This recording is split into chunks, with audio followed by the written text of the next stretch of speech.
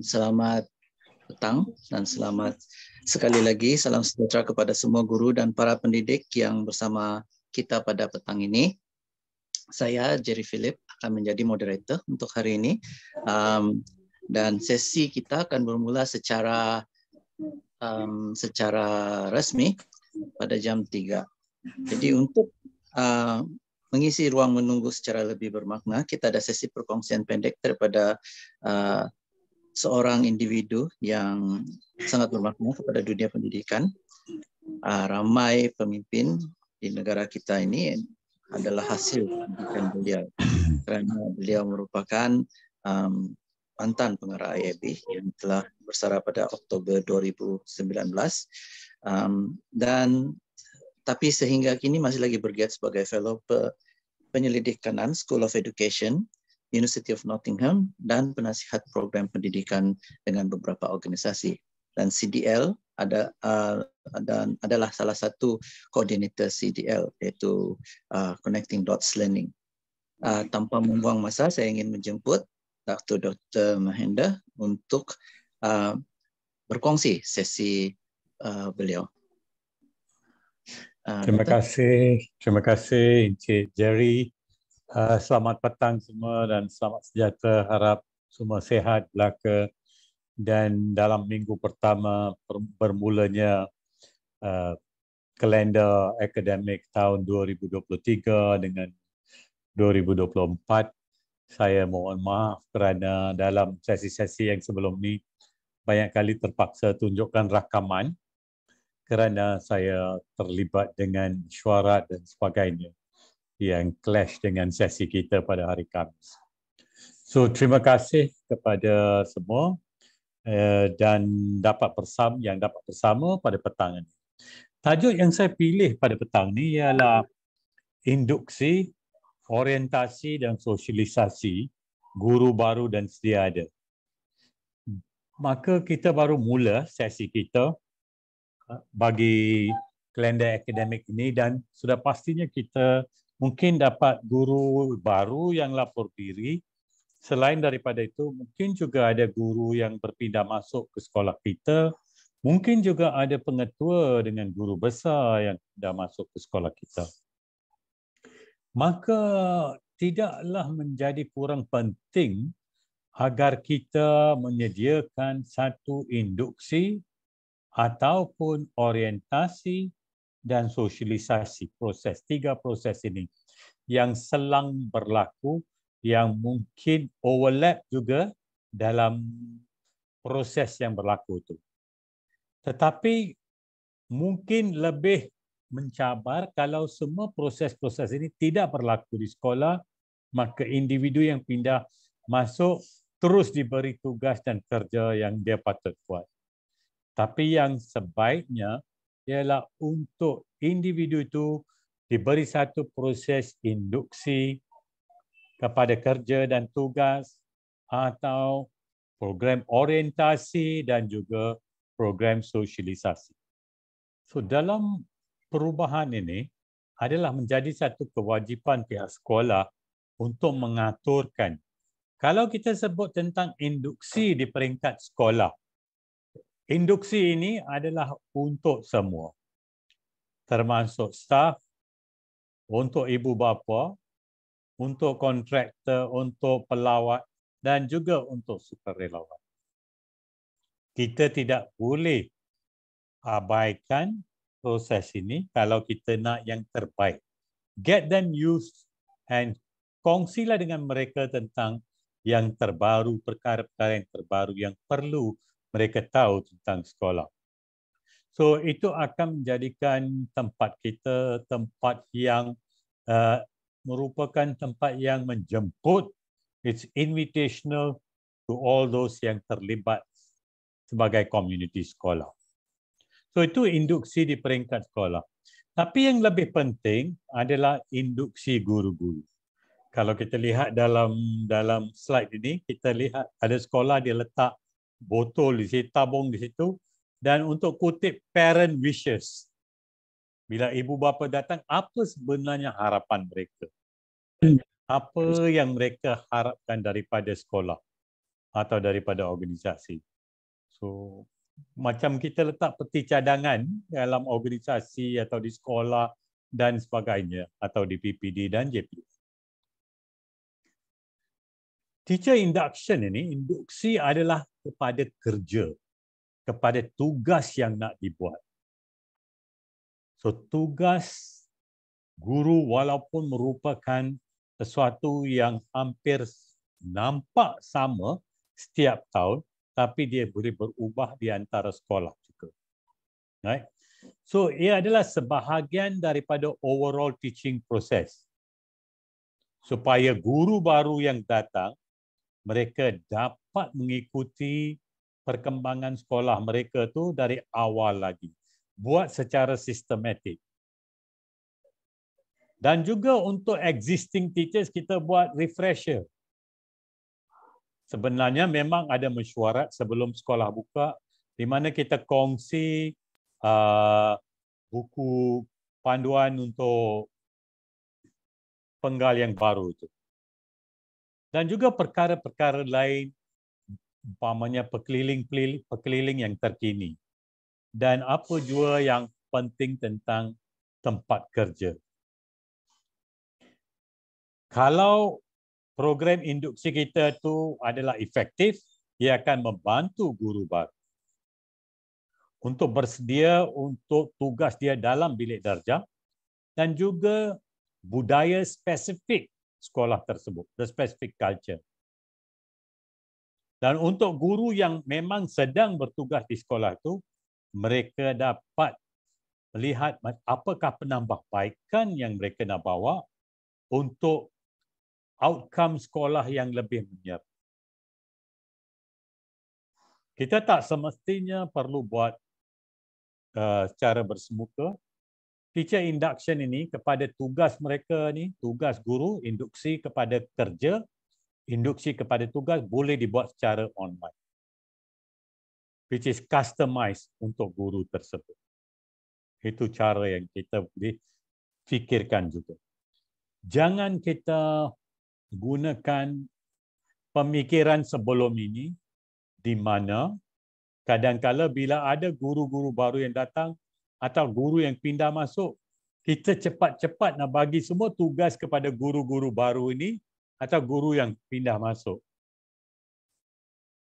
Sebenarnya falsafahnya ialah bila guru baru datang, guru pindah masuk, pengetua atau barisan kepimpinan yang pindah masuk, kita beri mereka soft landing.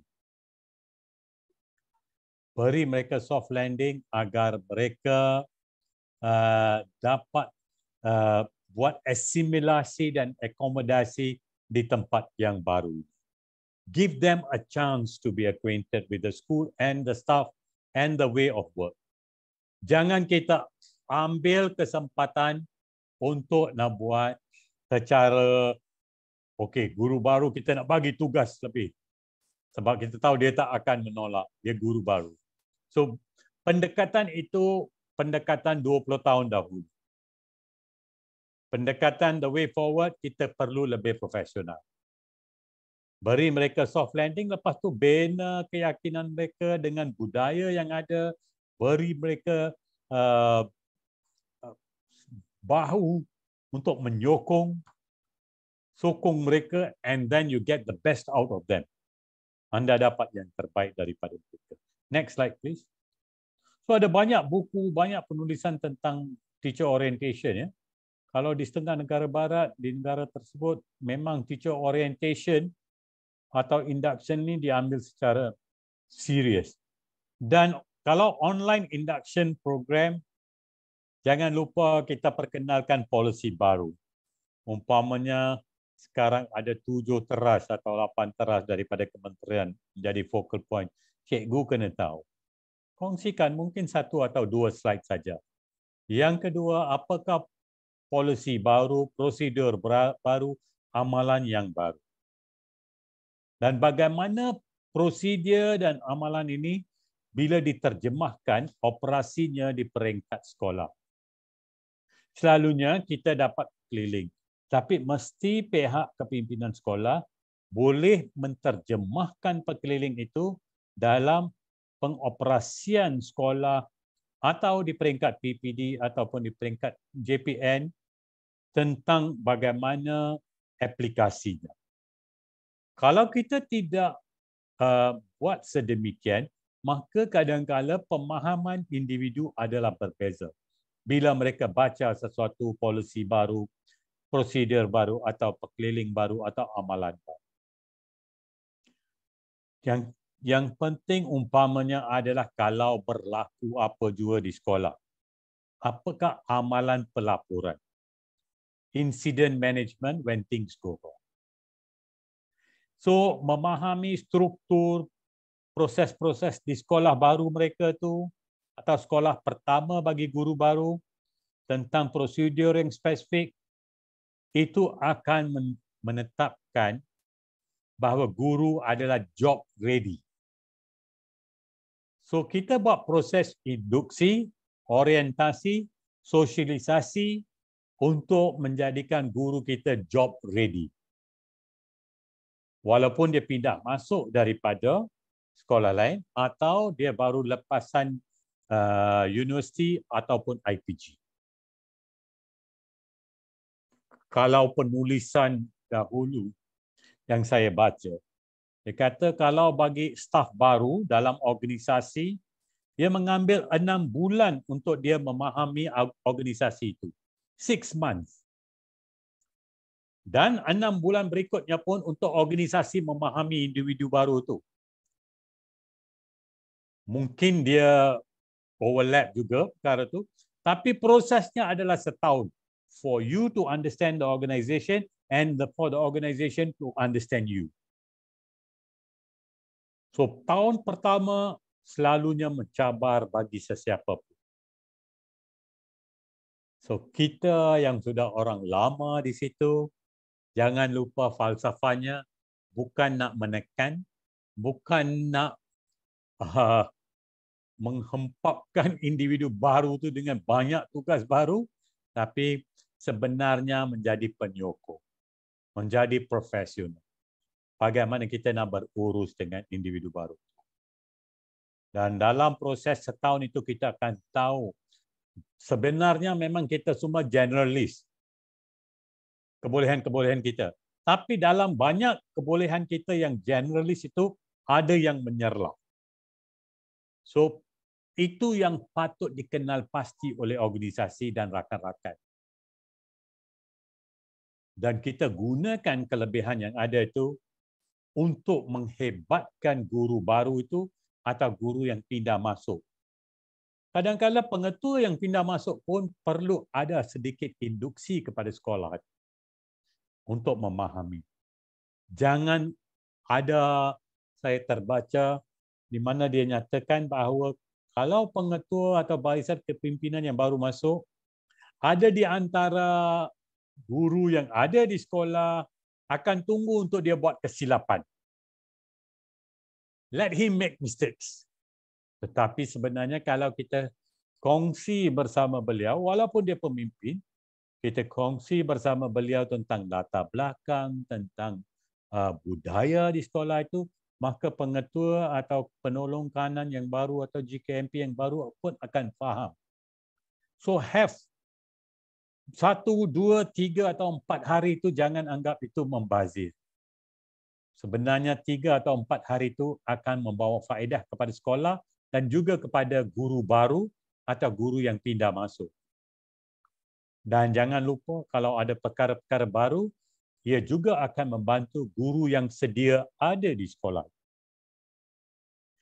Hanya pendekatannya mungkin berbeza dari segi pengongsian maklumat dengan guru yang sedia ada bila penggal baru nak mula, dengan guru yang pindah atau pemimpin yang pindah masuk ke sekolah kita, dan satu lagi ialah guru baru lepasan universiti dan IPG yang masuk ke sekolah kita. Dalam setengah organisasi, 3 hari pertama, mereka hari pertama dapat folder tentang sekolah tersebut, semua maklumat ada di situ. Lepas tu ada guru yang akan mengendalikan atau beberapa orang guru akan mengendalikan sesi orientasi atau induksi juga sekali. pengalaman saya di 2 kali saya bertugas di Maktab Tentera Diraja. Bila lapor diri saja, hari pertama kita dapat borang, lapor nombor 1 kepada siapa, nombor 2 kepada siapa, nombor 3. Ada 15 individu yang kita kena jumpa untuk membantu kita bagi asimilasi dalam organisasi. Daripada store, daripada pusat sumber, daripada orang yang menguruskan rekod perkhidmatan kita, gaji kita dan sebagainya. Semua telah disusun. 15 individu yang kita kena jumpa. Yang pertama kita jumpa dengan yang kalau di Maktab Tentera dia panggil pengarah pengajian. So nampak teratur dan sistematik pembudayaan kita dengan organisasi baru. Pengalaman saya di IAB, saya Ketua Jabatan Pembangunan Profesional dan Antarabangsa. Bila datang pensyarah baru, sebenarnya 2 hingga 3 bulan tak perlu masuk kelas dan ajar. Duduk di belakang, belajar bagaimana nak mengurus, bagaimana orang lain menyampaikan kuliah-kuliah mereka, belajar. So soft landing sebelum kita menyediakan pensyarah itu untuk mengendalikan sesi secara sendiri atau mungkin bersama dengan pensyarah yang berpengalaman. Untuk bina keyakinan, untuk bina ilmu dan pendekatan yang terbaik dalam menjalankan tugas. So kita tidak boleh abaikan perkara ini di mana jua kita berada, di kementerian, di JPN, di PPD, di sekolah, di mana jua, supaya kita membimbing pegawai atau guru yang berpindah masuk dari sekolah lain atau datang daripada lepasan universiti atau IPG atau pengetua dan barisan pemimpin yang datang daripada sekolah lain. Next slide please. So kita boleh customize induction kita tu untuk setting sekolah kita dan classroom kita sendiri. Bila ada pembaruan, kita buat supaya ia membantu guru dengan situasi atau senario di sekolah yang berkaitan. That is specific to the very school they are working in. Datang daripada sekolah asrama penuh, bila datang ke sekolah harian, sudah pastinya itu satu contoh budaya yang berbeza. So kita menyediakan mereka untuk sekolah harian, menyediakan mereka untuk kelas yang mereka akan mengajar. Guru-guru yang berpengalaman, umpamanya kalau katakan mata pelajaran bahasa Inggeris, akan memberi bimbingan kepada guru baru. Latar belakang sedikit tentang murid-murid itu sendiri. So ada staf yang akan jadi mentor, akan beri sokongan dan akan jadi coach kepada mereka. Dalam suasana budaya yang sedia. Next slide please. Last kali rumusannya, kita nak provide a grab and grow professional development folder tu. Bila guru baru datang tu ada folder, grab and go. Kita grab hantar makan ni. So sekarang kena ada satu file, bila dia datang dalam file tu, folder tu ada segala tentang sekolah tersebut. So jangan bebankan guru baru macam nak ambil revenge, sebab bila saya dulu datang ke sekolah saya diberi banyak tugas. So kalau begitu berlaku, maka ia akan sentiasa kekal sebegitu. Kerana saya lalui perkara yang sama, saya nak kenakan yang baru pun perkara yang sama. We don't want that kind of approach. So adakan proses akomodasi dan asimilasi. Adakan agenda yang sesuai kalau anda lihat pada slide ini bila guru baru datang. Tidak semestinya hari pertama, hari kedua dia terus kena masuk ke kelas. Sebab itu minggu pertama ini, tahun ini berubah. Kita beri peluang untuk proses asimilasi dan akomodasi berlaku. Khususnya untuk guru baru. Dan juga untuk murid baru. So proses ini berlaku. So jangan lupa, induksi adalah kepada tugas rasmi dan etika kerja. Orientasi adalah kepada tempat dan budaya kerja. Dan sosialisasi ialah dengan staf. Mesti ada kelab guru dan sebagainya yang welcome guru baru, pengetua baru dan sebagainya.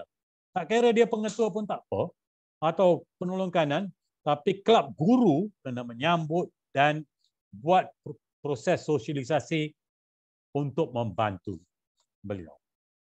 So jangan lupa 3 perkara ini.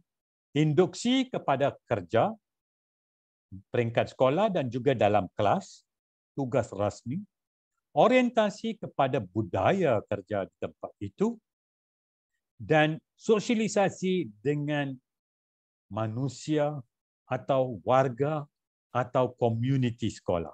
Ketiga perkara ini boleh berlaku. Dan ini adalah satu gambaran makro tentang apa yang sepatutnya berlaku. Next slide, please. Tuan-tuan dan puan-puan, seperti biasa, tuan-tuan tahu, kita tidak boleh beli pengalaman daripada 7-Eleven atau Speed 99. Tetapi kadang-kadang kita boleh dapat ilmu daripada banyak sumber. No one can hand you experience, but they can hand you a book. They can hand you knowledge. They can share knowledge with you. So buku, ilmu tu boleh datang daripada pelbagai sumber. Buku adalah beban latihan untuk minda kita, tapi bukan saja buku, daripada makalah, daripada majalah dan pelbagai sumber yang lain, termasuk perbincangan profesional. Kalau itu berlaku, maka kita akan dapat ilmu yang kita selalu harapkan. Tapi jangan kita lepaskan ilmu. Dan jangan kita lepaskan menyahut cabaran untuk dapat pengalaman. Itu saja daripada saya pada hari ini, panjang sedikit. Terima kasih Cik Jerry, saya serahkan kembali kepada anda. Jangan lupa satu lagi yang saya selalu sebut, if a child can't learn the way we teach, maybe we should teach the way they learn. Terima kasih. Terima kasih Doktor. Terima kasih Datuk. Tadi perkongsian yang sangat dekat di hati. Saya yakin ramai rakan-rakan pendidik yang pernah mengalaminya ketika melangkah hari pertama ke Encik Jerry termasuk saya pun. Ya, saya hari pertama masuk ke sekolah, saya diangkat sebagai ketua panitia bahasa Inggris.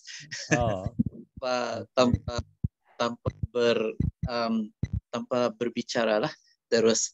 Jadi saya harap rakan-rakan dapat yang sekarang ini dapat menjadikan perkongsian tadi sebagai landasan dan juga satu panduan baru untuk membantu guru-guru yang kita ada agar murid-murid kita dan sekolah dan keadaan pendidikan kita akan bertambah baik. Ya. Jadi tanpa membuang masa sekali lagi kita ingin mengucapkan terima kasih kepada Datuk kerana sesi perkongsian itu. Jadi saya teruskan dengan acara sesi yang utama inilah.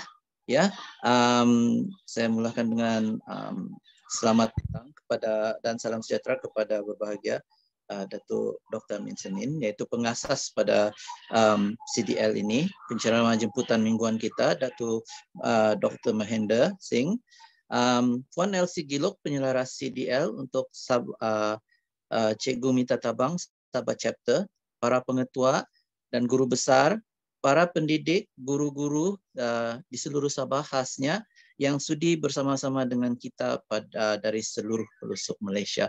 Saya nampak dalam komen tadi dari Ipoh, ada dari Melaka tadi, selamat datang dan terima kasih kerana sudi meluangkan masa dengan kami di online di Sabah. Ya, begitu juga saya ingin mengucapkan, saya hampir lupa tadi, mengucapkan selamat berpuasa kepada rakan-rakan dan juga pendidik-pendidik yang beragama Islam lah, ya. Tapi jangan risau, pada hari ini kita memang tidak pernah ada mengadakan sesi makan-makan, jadi kita akan mulakan dengan yang ini. Oke, selamat bertemu kembali dalam sesi CDL siri ke-24. Cikgu Mita Tabang yang juga membawa maksud cikgu bantu cikgu seperti yang bagi mereka yang sudah berkali-kali bersama-sama dengan kita, dia tahu bahwa Minangkabau adalah bahasa suku kaum etnik di Sabah yang membawa maksud guru bantu guru. Ini adalah satu sesi perkongsian ya ilmu yang dijalankan secara bersiri menerusi siri hands-on online session. Jadi tuan-tuan dan puan-puan pendidik sekarang yang kita nampak di layar tuan-tuan dan puan-puan, ini adalah objektif CDL hands-on, yaitu perkongsian ilmu dan kemahiran, membangunkan kompetensi guru, meningkatkan keupayaan guru, membina jalinan dan jaringan yang berterusan.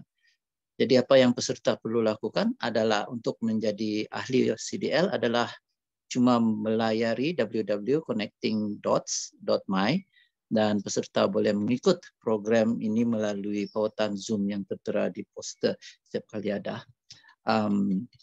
Sesi perkongsian untuk sesi Sabah adalah setiap hari Kamis selama 1 jam 30 menit, yaitu dari jam 3 hingga 4 petang, tetapi kita biasanya akan bermula lebih awal, yaitu dari jam 2:30 hingga jam 3, di mana kita penceramah mingguan kita Datuk yang berbahagia Datuk akan berkongsi banyak lagi perkongsian-perkongsian yang sangat bermakna.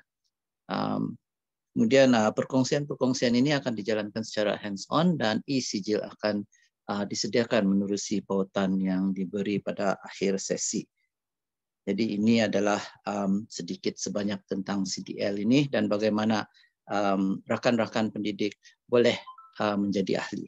Ya, jangan risau, tidak ada bayaran, dia secara percuma untuk menjadi ahli. Alright, jadi untuk meneruskan acara, saya ingin memperkenalkan penceramah kita pada hari ini, yaitu seorang yang saya amat kenal, dan apabila saya bersama-sama dengan beliau, orang sentiasa bertanya kenapa nama ayah beliau dengan nama ayah saya itu hampir sama, cuma nama ayah dia itu panjang sedikit saja. Encik Samson Filipinus, ya, dia merupakan anak kelahiran Beaufort yang sekarang bertugas di SMK Limbanak dan memegang jawatan Ketua Panitia Pertanian dan juga merupakan seorang jurulatih utama untuk kajian tindakan di SMK Limbanak. Beliau juga seorang ahli task force pertanian bersama-sama dengan JPN Sabah. Ya, sir. Ya.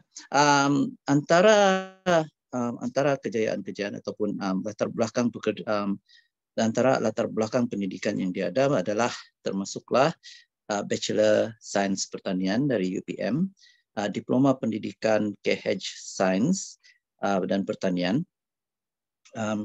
Kemudian ada banyak, mungkin beliau akan berkongsi nanti, ada banyak tempat-tempat yang beliau telah bertugas, tetapi beberapa tempat bertugas yang terakhir adalah Maktab Perguruan Batu Pahat Johor, yaitu pada 2013, 2014 Taman SMK Taman Tun Fort Kota Kinabalu, dan sekarang ini beliau berada di SMK Limbanak Penampang. Antara projek-projek ataupun pencapaian beliau yang sudah dapat di masa terdekat ini adalah Johan Projek Terbaik, Program Pembudayaan Koperasi Sekolah Peringkat Anjuran Suruhanjaya Koperasi Malaysia SKM, yaitu pada tahun 2016. Projek Terbaik Young Entrepreneur Strive for Success, YES, Peringkat Negeri Sabah pada 2017, juga daripada SKM. Johan, Projek Terbaik Young Entrepreneur Strive for Success, Peringkat Negeri Sabah 2019. Johan, Guru Pembimbing Young Entrepreneur Strive for Success, Peringkat Negeri Sabah pada 2019. Beliau juga pernah membuat pembentangan di Kolokvium Inovasi PDP JPNS pada 2019 yang berjaya mendapat anugerah perak. Di Karnival Inovasi Zon Barat yang beliau telah berjaya mengungguli dengan anugerah emas. Dan Marnet, yaitu Marnet Conference, ini adalah di peringkat antarabangsa pada tahun 2021. Jadi itu adalah pencapaian antara pencapaian-pencapaian yang beliau dapat pada kali inilah. Saya tidak mau mengambil masa beliau dengan lebih banyak, jadi saya rasa saya akan serahkan pada Tuan Samson. Kita ada sedikit masalah teknikal bersama dengan penceramah kita. Dia akan timbul sebentar lagi. Harap bersabar ya rakan-rakan. Salam sejahtera bagi mereka yang baru bersama-sama dengan kita. Saya akan tambah sedikit. Okey, thank you doktor. Sementara kita menunggu, saya nak kongsikan apa yang saya terbaca baru ni. Kita semua selalu fikirkan ya. Ini sembang aja, ini bukan macam pembentangan tadi, tapi kita selalu sibuk, saya tak nak gunakan istilah sibuk, tapi kita selalu perkatakan tentang schooling. Ya. Dan saya pernah sebut dalam sesi saya bahawa schooling is not equal to learning. Kerana ada kajian menunjukkan children come to school, they might come for 1 year, 2 years or 3 years, but they do not learn. So, soalan yang mungkin tuan-tuan dan puan-puan yang ada bersama akan tanya, Dr. Mahinda, kenapa pula murid datang tu kita boleh buat rumusan atau andaian bahawa murid tidak belajar? Kerana kita kadang-kala jangka, termasuk saya sendiri, kita mengajar, kita menyampaikan ilmu, tapi cara ilmu diterima oleh penerima ilmu itu berbeza-beza. Dan kalau dia berbeza kerana cara pemahaman itu tidak saya khawatirkan. Tapi yang menjadi sesuatu proses yang kita perlu khawatir adalah kalau individu itu ada masalah yang lain. Umpamanya masalah pembelajaran. Atau satu-satu masalah organik. Contohnya kita ada murid kurang upaya dan di sekolah ada kalanya murid yang disleksik dan sebagainya. So kalau menjadi penting ya bagi kita dan semua orang, ada 170 orang dalam sesi sekarang, menjadi penting kepada kita dalam kelas kita ini pula minggu pertama. Dan minggu kedua bila kita bersama dengan murid, khususnya kadang-kala kelas-kelas yang belakang tu, murid-murid yang ada cabaran-cabaran yang berbeza. Ada yang mungkin masuk ke Form 1 sekarang, tapi tak boleh membaca. So kita harus cuba lihat apakah isunya dan apa sokongan yang kita boleh beri kepada murid-murid tersebut. Pandangan peribadi saya,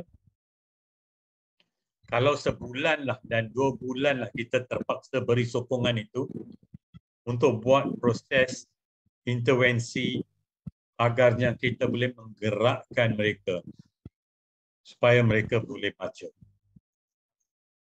Kalau murid boleh baca, maka pintu terbesar sudah terbuka. Kalau murid tidak boleh membaca, maka cabarannya lebih tinggi. Dan daripada tingkatan 1 dia naik ke tingkatan 2, tingkatan 3, dan pada satu hari dia ada di tingkatan 5, dah 4 tahun. Mungkin dia ada sedikit yang dia dapat buat, tapi kemungkinan juga dia masih lagi di tingkatan 5 dan 3. Ya, Samson, we can hear you. Buat sedikit lagi. Ya, kasih. Tambah volume. So, tuan-tuan dan puan-puan, saya nak habiskan dengan satu ayat saja. Kita dengar tentang homeschooling, kita tahu tentang schooling, tapi ada juga unschooling sekarang. Di setengah negara, murid tak pergi ke sekolah kerana ibu bapa mereka dan komuniti percaya ada cara lain untuk mereka belajar. Contohnya, dia hanya belajar sejam sehari dan masa lain dia belajar daripada persekitaran dan daripada sosialisasi dan sebagainya. Itu adalah falsafah mereka. Okey, saya berhenti di situ. Jangan lupa, schooling, homeschooling and unschooling. Fikirkan bersama-sama. Okey, back to you. Saya mengisi masa tadi untuk Encik Samson selesaikan masalah teknikal. Terima kasih. Baiklah, nampaknya Encik Samson telah kembali bersama-sama kita. Dia telah berjaya mengatasi masalah teknikalnya. Jadi Encik Samson sudah bersedia? Okey, salam sejahtera semua. Minta maaf Cikgu Jerry. Dan yang merusak Dr. Mahendra, sorry, ada masalah sedikit. Okey, pertama-tama sekali saya ucap terima kasih kepada yang berbahagia Datuk Amin Senin, pengasas CDL, begitu juga dengan Datuk Dr. Mahendra, dan juga Puan Elsie kerana telah menjemput saya untuk berkongsi tentang actually kajian tindakan dan juga inovasi saya yang pertama sejak saya mencebur diri daripada kajian tindakan ya. Jadi ini merupakan my first baby lah dalam 2021 setelah saya pindah di Limpana, Penampang. Jadi saya share bahan saya dulu ya, dan minta maaf sekali lagi atas kesilapan teknikal lah.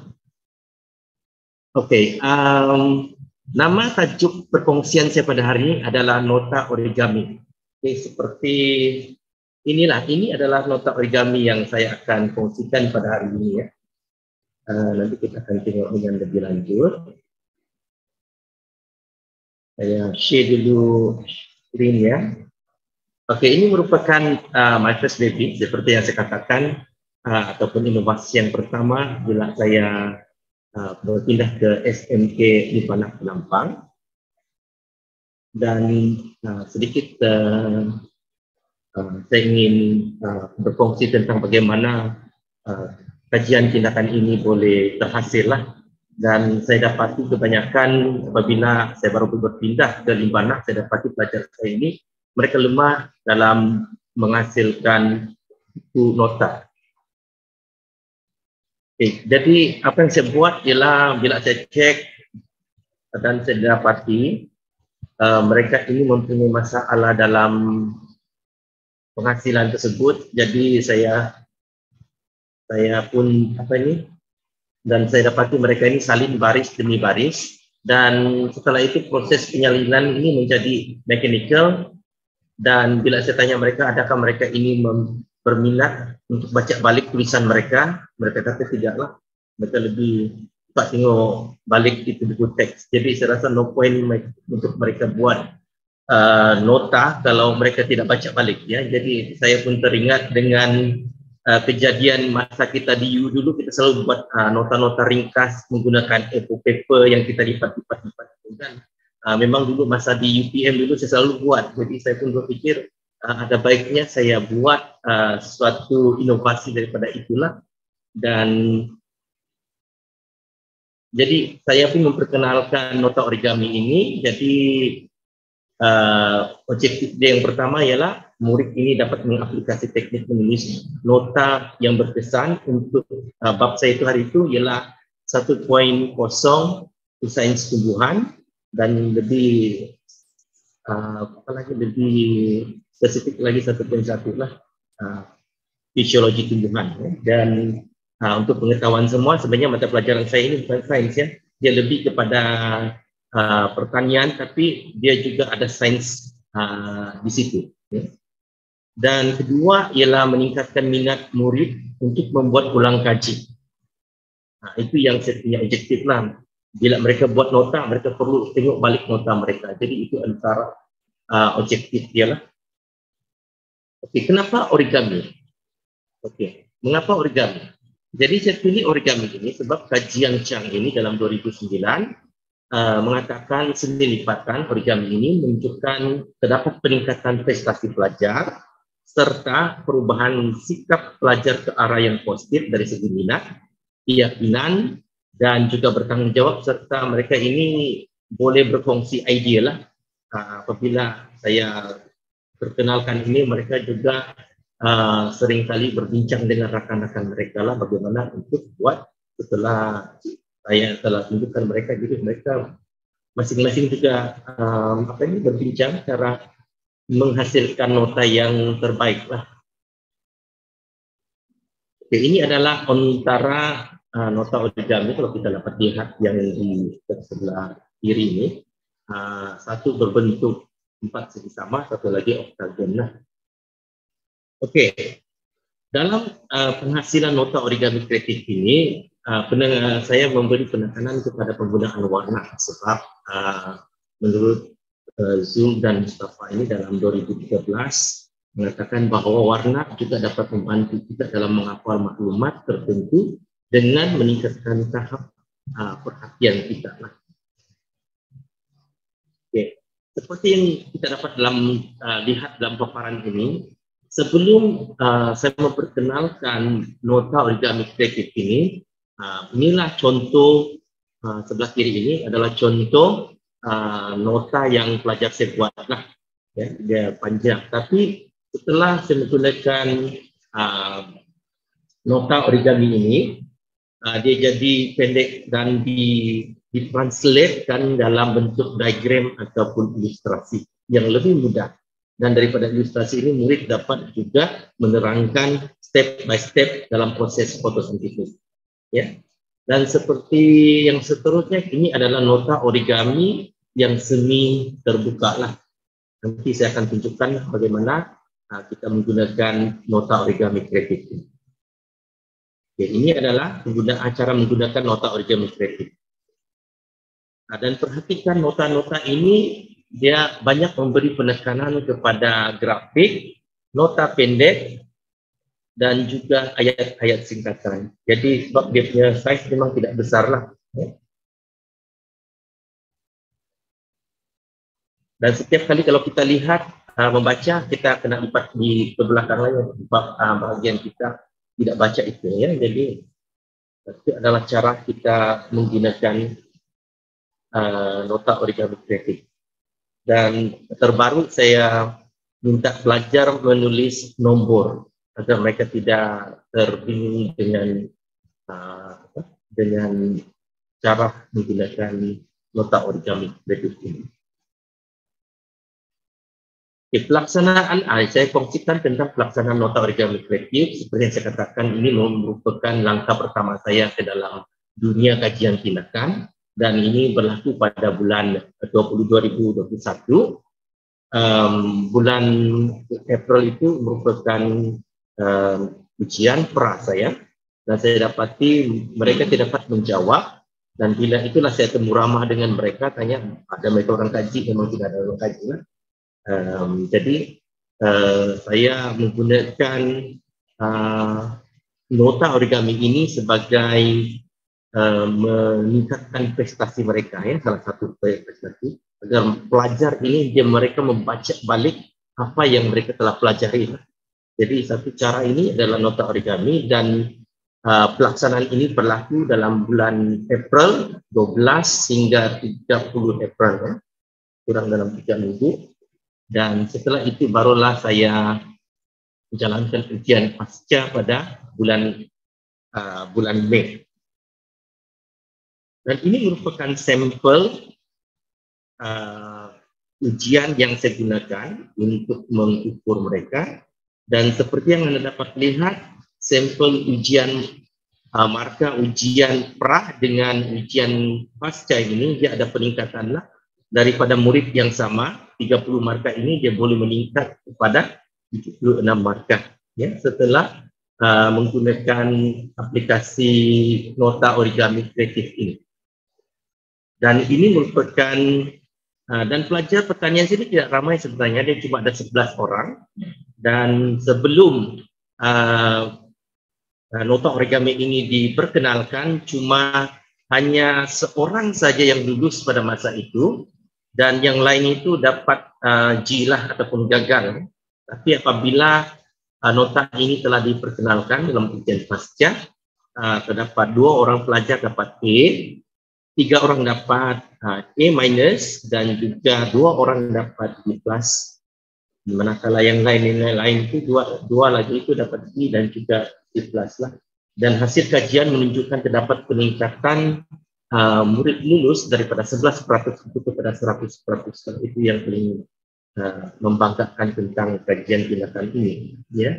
Dan keberkesanan nota ini yang saya dapati, dia menarik, memudahkan murid menghasilkan nota, dan respon murid pun positif, dan terdapat peningkatan dalam prestasi murid. Saya akan share video. Saya Muhammad Afif dari SMK Limbanan dari kelas berkelima progresif yang mengambil elektif sains pertanian akan menerangkan tentang nota origami yang diperkenalkan oleh Cikgu Sains Pertanian kami, iaitu Cikgu Simpson. Terdapat beberapa faedah yang saya dapat daripada menggunakan nota origami yang diperkenalkan oleh Cikgu kami. Yang pertama adalah, nota origami ini adalah sangat mudah alih kerana dia adalah sangat kecil dan dia boleh muat di poket seluar dan boleh dibawa ke mana-mana sahaja untuk membacanya. Yang kedua, nota origami ini sangatlah menarik minat pelajar kerana dia penuh dengan warna-warni dan nota grafik yang anda mudah fahami dan ingati. Contohnya, nota grafik yang saya telah buat adalah mengenai fotosintesis, iaitu saya telah melukis sebuah tumbuhan, matahari, dan proses fotosintesis berlaku dengan bermacam-macam warna dan nota grafik yang bergambar.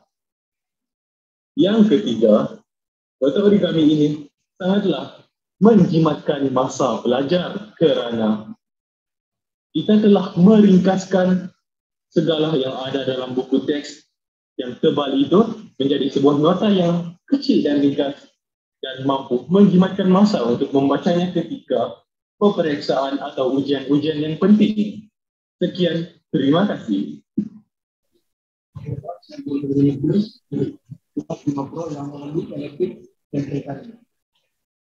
Ini nota origami.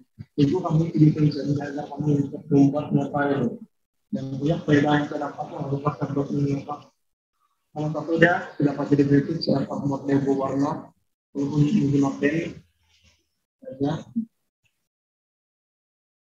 Dan faedah yang ketiga yang mudah dibawa mengenai SPC. Jadi semua pada pocket ini kita pun di-deploy. Oke, kebaikan keberkesanan kos lah untuk nota origami ini, dia sangat murah sebenarnya, dia amat berpatutan. Kalau kosnya itu dalam 13 sen saja kalau kita beli yang berwarna lah. Dan seperti yang Anda dapat lihat, dia banyak pelbagai warna. Kita kalau macam saya akan belajar menggunakan banyak warna agar mereka ini boleh menjadi lebih kreatif, lebih menarik dia punya nota lah, dan mesra alam satu hal, dan juga mudah didapati. Dan nota origami ini dia bukan saja untuk pertanian, dan saya rasa dia boleh sesuai untuk semua mata pelajaran. Oke, lepas pembentangan saya ini, saya akan ajar bagaimana untuk memotong nota origami ini, dan juga saya minta guru-guru yang berada di luar sana, tolong sedia buku teks masing-masing, ataupun mungkin satu topik, kita sama-sama buat masukkan bagaimana kita ajar pelajar kita untuk meringkaskan nota-nota yang adalah. Kalau tidak pun nanti saya akan share juga mungkin buku teks pertanian, mungkin saya bisa kita tapi paragraf begitu untuk kita ringkaskan. Oke, jadi refleksi dia, kajian tindakan ini dia objektifnya tercapai, dan intervensi ini saya dapati berjaya membantu murid saya menghasilkan nota belajar pada masa ini, dan juga mereka buat dua jenis nota belajar mengikut subtopik, ya. Jadi mereka telah berjaya menghasilkan dan juga pada masa sama meningkatkan pencapaian murid dalam bab yang saya minta mereka buat nota tersebut. Ya, dan perubahan tingkah laku yang saya dapati murid-murid merasa seronok, minat, dan mereka seringkali bekerja sama untuk menyelesaikan tugas mereka inilah. Dan keberkesanan bagi cikgu ialah memberi keyakinan saya untuk mengajar lebih bersemangat dan berpuas hati. Dan di samping itu ada juga BBM barulah.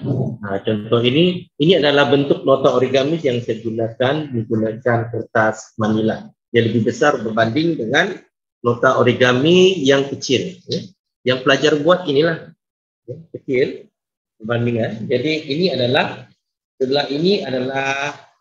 yang saya gunakan menggunakan manila. Ini adalah menggunakan A4 sahaja. Okey, pencapaian untuk nota origami ini sebenarnya untuk antarabangsa saya telah menyertai Marnet dan juga saya telah menyertai di Insert dan juga Elite. Ya. Ada 3 pertandingan yang saya ikut. Untuk kedua-dua ini, untuk Marnet dan juga Insert ini dia tidak ada award actually. Untuk yang Elite ini saya cuma dapat Silver Award. Jadi untuk dapat Silver Award pun saya sudah bersyukurlah untuk my first trial ya dalam membuat kajian tindakan ini. Seterusnya ini juga saya telah mengikuti kolokvium kajian tindakan di peringkat kebangsaan. Di sini sebagai penyelidik dan tidak ada anugerah pada masa ini. Untuk bahagian daerah saya cuma ikut 2 saja di sini. Untuk bahagian kolokvium inovasi pengajaran dan pembelajaran, yang ini saya ikut sebagai produk inovasi lah dan saya dapat anugerah perak. Manakala untuk yang carnival ataupun kolokvium transformasi pendidikan ini dia cuma sebagai pembentang. Okay. Dan mari kita sama-sama buat nota origami inilah. Boleh saya minta guru-guru yang berada di platform ini tolong sediakan info paper. Kalau tiada yang berwarna-warni tidak apa, kita guna yang adalah. Dan selain daripada info paper, tolong sediakan gunting, info paper, dan juga gam lah. Saya panggilnya gam gincu lah, habis dia macam gincu kan. Apapun gam lah yang lebih sesuai. Tapi paling bagus yang beginilah. Kalau dia yang air tu nanti dia akan meresap. Jadi tidak berapa kemas pelajar punya tugas lah. Sementara cikgu menyediakan bahan-bahan tersebut, saya kasih tunjukkan nota origami ini secara yang terbuka lah ya. Oke, ini cara dia punya nota. Dan setiap kali kalau kita buat nota ini kita kena pastikan kita tulis dia punya buka surat lah, supaya kita tahu di mana kita buka lah. Contohnya seperti ini. Oke, kalau ini nomor 1, di sini kita buat nomor 2. Sorry, ini nomor 2. Dan kita boleh buka. Dan ini kita boleh buka jadi ini nomor 3. Dan sebenarnya dia boleh buka begini. Ya. Oke. Jadi dia berlipat saja. Jadi kita kena tulis satu lepas ini. Dan seperti ini kalau kamu nampak dia boleh lipat. Dapat dia punya lipatan seperti ini lah. Dan dia lipat-lipat. Dan lipat. Nanti kita akan buat sama-sama. Bagaimana buat? Saya bagi masa lagi untuk guru-guru sediakan bahan lah ya. Oke, apabila Anda sudah buat nanti, ini katakan ini buku nota pelajar lah kan. Untuk menyimpan nota origami ini supaya dia hilang, minta pelajar kita untuk buat pocket lah. Dan sini kita minta mereka tulis tajuk-tajuknya, mudah. Kalau kita buat pemeriksaan pun dia lebih mudah lah. Jadi untuk nota origami ini kita suruh mereka masukkan ke dalam pocket misalnya, pocket. Jadi amat dalam untuk belajar masukkan. Masukkan begini ya. Oke, seperti ini. Jadi suruh mereka masukkan begini. Jadi kalau kita mau cek pun kita boleh buka dan tengok sendiri nota yang mereka hasilkan. Dan ini lebih kreatif berbanding dengan yang konvensional mereka tulis-tulis.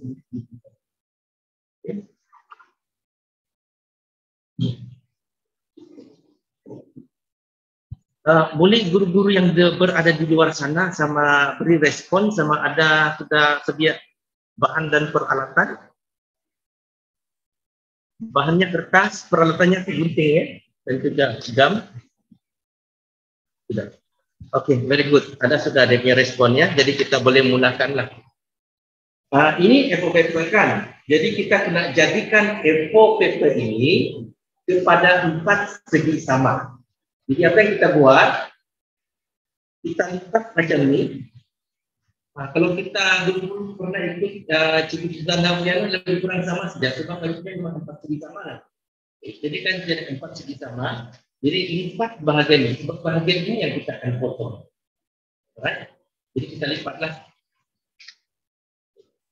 Lebih mudah lagi kalau kita buat di atas meja lah, ya. Kita boleh lipat dan kita boleh kasih garis dia ikut dia punya size. Oke, sudah lipat. Kita kena potong bahagian ini, jadikan dia 4 segi sama. Kalau terlalu cepat saya bercakap, tolong bagi tahu ya, tolong respon dalam chat. Kalau ada soalan pun tanya di chat supaya saya boleh jawab. Oke, saya sudah potong, dia sudah jadi 4 segi sama. Oke, yang ini slide-nya macam inilah. Kamu nampak dia jadi 4 segi sama, potong garisan warna merah. Lepas itu lipat kepada 3 bahagian, ya, secara menegak. Jadi di sini kita bagikan kepada 3 bahagian, 1, 2, 3 bahagian lah, okay. Secara vertikal ataupun menegak, ya. Jadi kita tolong lipat dan kita kena tengok dia punya size bahagian itu supaya samalah, seperti ini. Nampak? Jadikan dia 3 bahagian yang sama. Buat di atas meja lebih mudah daripada di atas saudara. Ya, bisa lipat dulu di meja ini, nanti saya tunjukkan. Oke, saya sudah lipat. Jadi ini namanya lipat telah, kita melipat-lipat. Alright, ada 3 bahagian. Oke, ini secara vertikal. Jadi secara horizontal pun kita buat benda yang sama. Lipat lagi 3 bahagian secara horizontal itu. Boleh? Saya harap guru-guru yang berada di luar sana itu boleh buatlah. Jadi kita akan jadikan dia sebagai horizontal.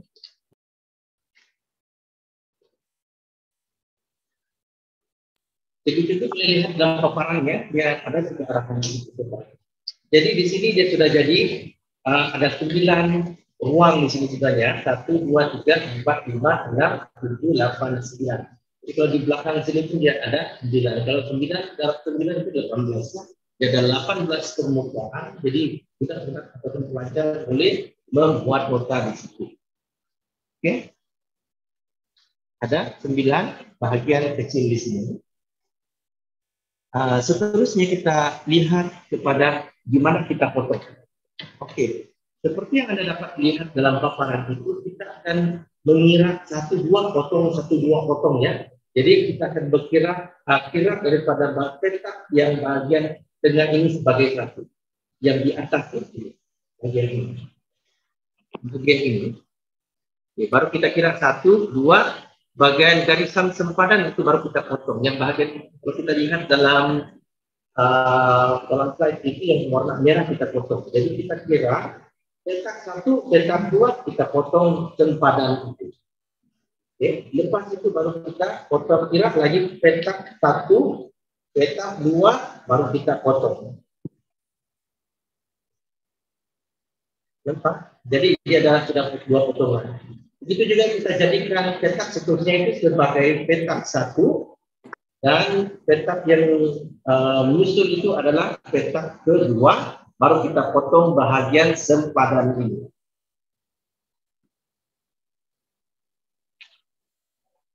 Oke, jelas? Jadi 1, 2 kita potong. Dan akhir sekali 1, 2 kita potong sempadan ini. Jadi kita potong sempadan ini.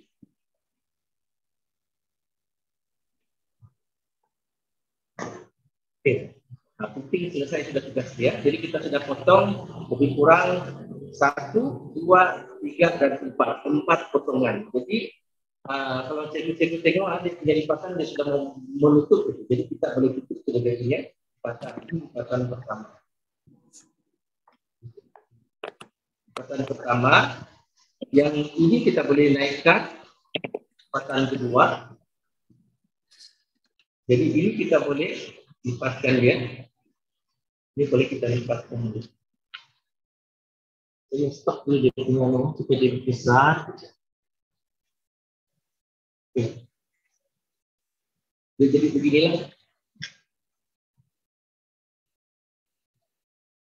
Sudah dia jadi begini, kita sudah lipat-lipatkan. Ini kita lipat ke atas, ini lipat ke bahagian ke kanan, ini kita lipat bahagian ke bawah, ini ke kiri ya. Jadi memang berlainan ke arah itu. Jadi kita boleh lipat ini satu, kita boleh lipat ke sebelah sini, dan kita boleh lipat sebelah sini dan ke sini. Oke, jadi kalau cikgu berjaya sudah, maksudnya cikgu sudah berjaya lah. Boleh tunjukkan sama ada Anda boleh berjaya, boleh buka kamu punya kamera, tunjukkan Anda sudah boleh buat ke belum. Ada cikgu-cikgu yang sudah siap?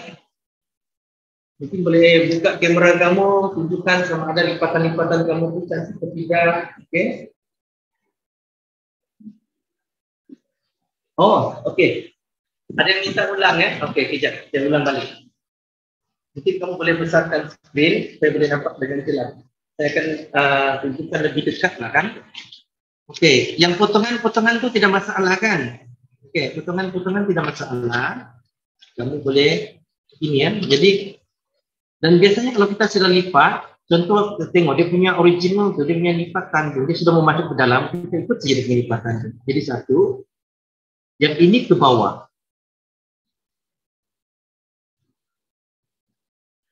Oke, dan sebelah sini ini dia ke atas kan, jadi kita lipat saja dia ke atas. Itu dia punya lipatan itu. Dan kita lipat yang ini. Dia jadi 4 segi lah, jadi macam tanda campur. Okay? Jadi tanda campur. Jadi lepas ini baru kita lipat. Mana-mana saja kita melipat. Kita lipat yang di bawah di muka, di ketiga, tidak masalah. Yang penting kita jadikan dia sebagai 4 segi sama. Tepat? Atau terlalu cepat? Boleh buka slide kamu punya kamera, kasih tunjuk orang punya apa? Nota origami. Sudah siap ke belum? Oke, dari sini kita galakkan. Anda sudah boleh tunjukkan. Oke, Cikgu Manjit sudah siap berjaya. Terima kasih Cikgu Manjit. Okay, very good. Okay, ada lagi. Kalau ada soalan boleh tanya. Oke, seterusnya kita tolong sediakan warna pensel warna. Nah, kalau tidak pun, kalau kita tidak mau guna pen yang berwarna-warni begini, kita hanya gunakan mungkin pen-pen biasa saja seperti merah, pen biru, pen hitam. Nah, mungkin yang sudah ada pen hijau kan, kita boleh guna benda-benda ini. Tidak masalah. Yang untuk mencantikkan kita punya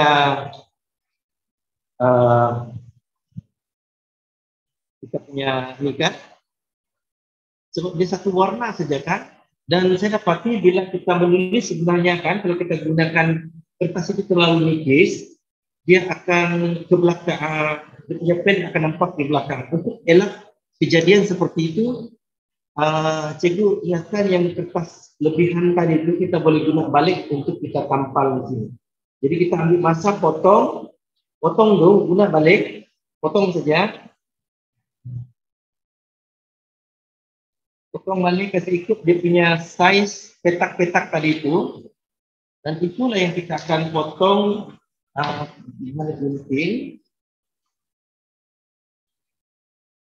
Nah, seperti ini kita potong jadi 4 segi sama yang mungkin lebih kecil sedikit daripada petak tadi.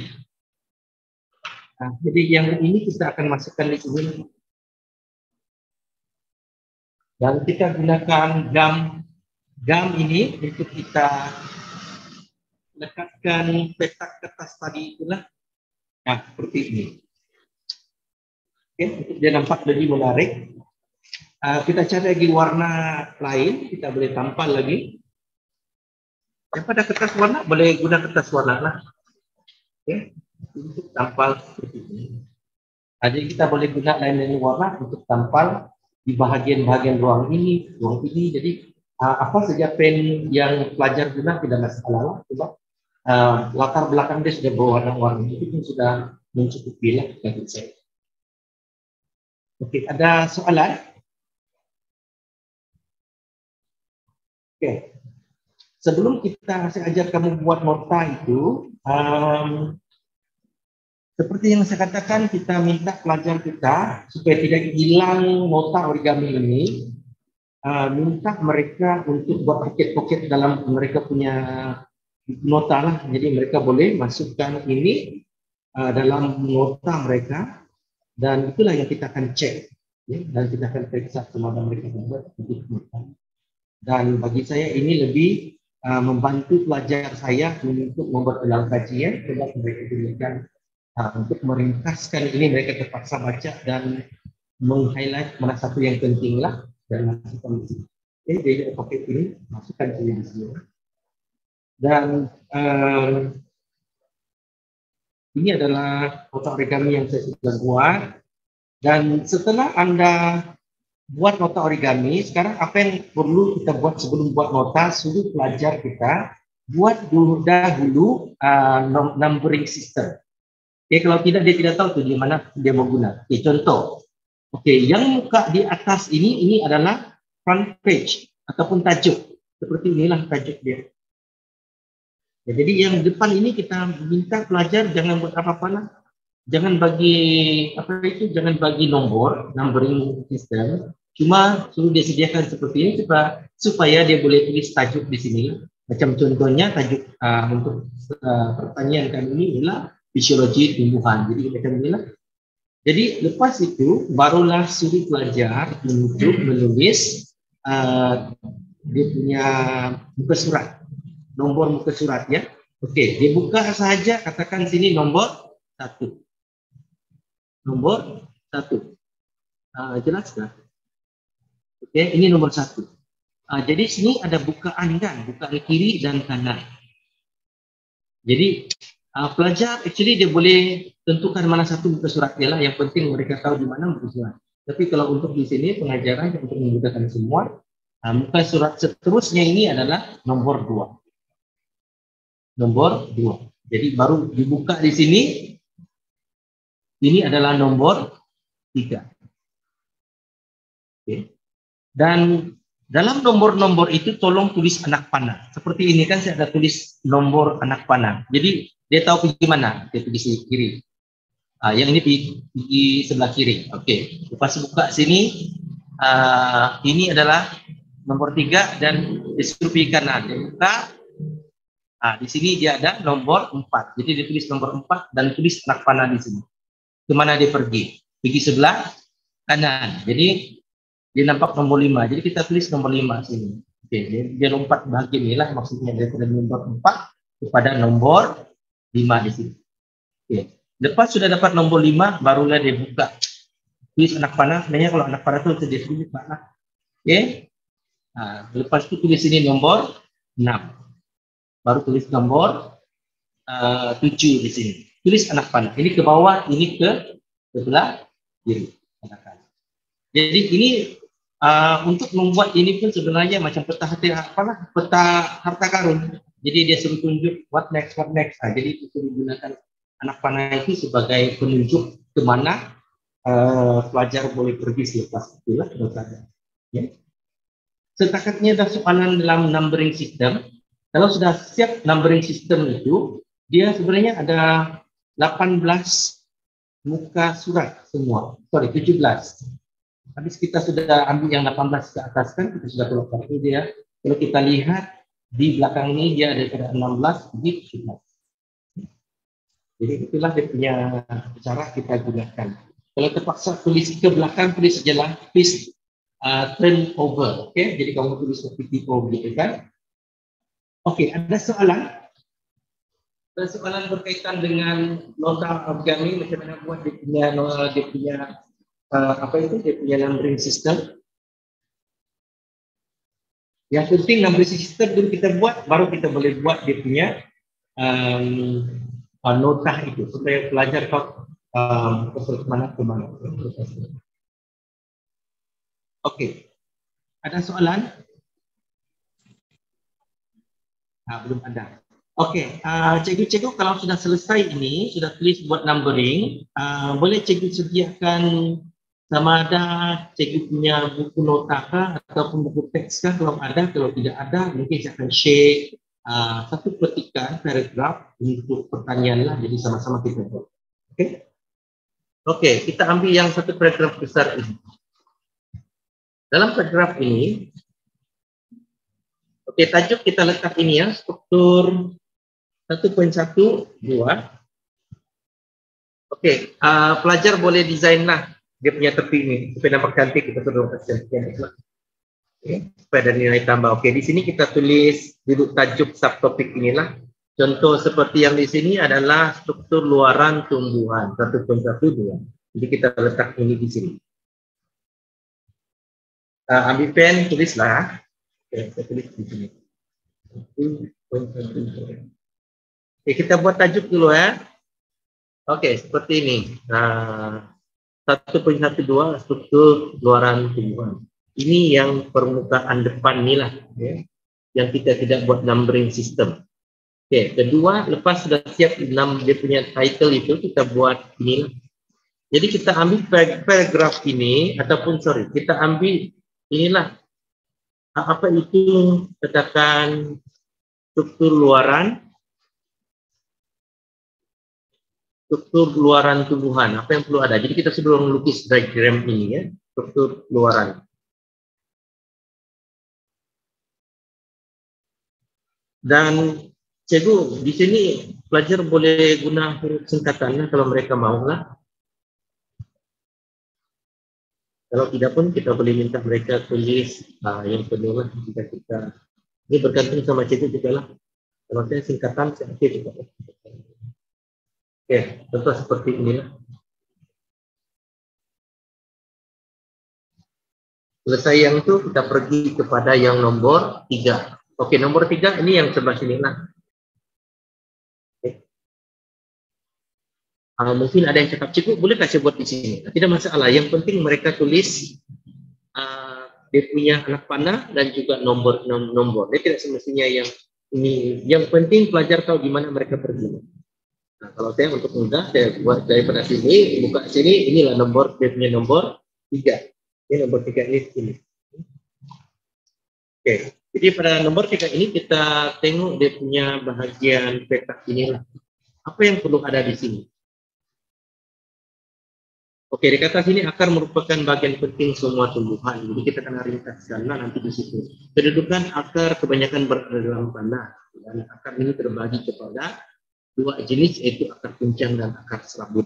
Oke, dan akar puncak ini mempunyai satu akar yang besar diikuti dengan cabang-cabang akar yang lebih kecil. Jadi di sini kita apa yang kita mau pelajar highlight di sini. Kita guna point formula, ya. Mungkin di sana kedudukan kita boleh letak, oke, contoh seperti itu.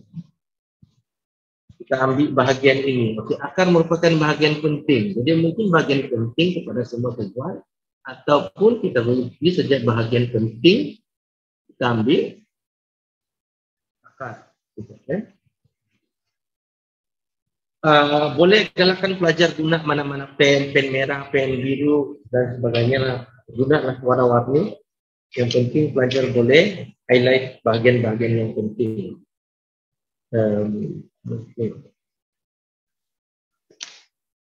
Terus boleh tulis sana akar puncak. 2 jenis. Jadi 1 letaklah akar puncak. Dan satu lagi ialah akar 100. Oke. Dan kita boleh masukkan di tempat ini adalah guna pen seterusnya ya. Itu boleh coba juga macam mana membuat bahagian ini. Nah, contoh seperti ini lah.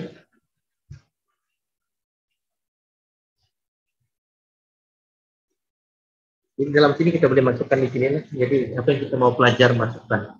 Oke, selesaikan.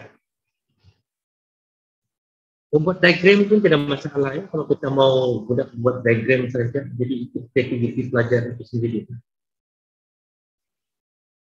Oke, mari kita lihat seterusnya. Kalau mau minta pelajar melukis dia punya akar tunjang dan akar serabut, boleh kita bentuk. Nah, di sini kita suruh mereka lukislah. Oke, di sini kita boleh lukis dan juga kita boleh masukkan fungsi akar itu sendiri. Ini dalam ke surat ke-4 lah, ke surat 4, ke surat 4 dalam sini. Oke. Mungkin kita tidak selesaikan semua lah, kita mungkin ada beberapa saja. Mungkin kita akan layani pertanyaan-pertanyaan. Jika ada pertanyaan, silakan tanya ya. Oke, sementara itu menunggu pertanyaan, saya tulis juga di sini lah. Itu luaran. Oke, selesai. Oke, Tania yang selesai. Cepat baca. Oke, seperti inilah. Oke. Ada soalan, kita buka pada soalan dan lepas itu kita minta pelajar buat pocket seperti ini.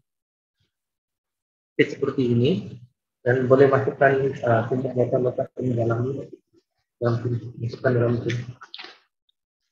Nah, oke. Masukkan saya di sini. Oke, buat saja pocket dan masukkan di sini. Oke, kita buka pada soalan jika ada soalan. Oke, saya rasa saya punya nota ini memang agak mudah untuk dipelajari, jadi tanya kepada semua karena telah berjaya membuat atau menghasilkan nota origami dengan berjaya. Jadi kau buat itu. Oke, Tania. Baru separuh Tuan, tapi saya akan usaha.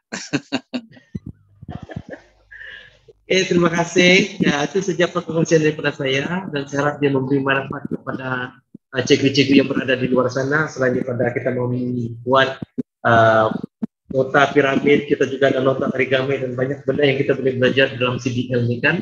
Oke, balik kepada Encik Jerry. Sekian, terima kasih semua. Baiklah, terima kasih kepada Tuan Samson. Satu perkongsian yang baik. Saya rasa nanti kita akan coba lihat pula kalau boleh terdapat untuk nota piramid pula.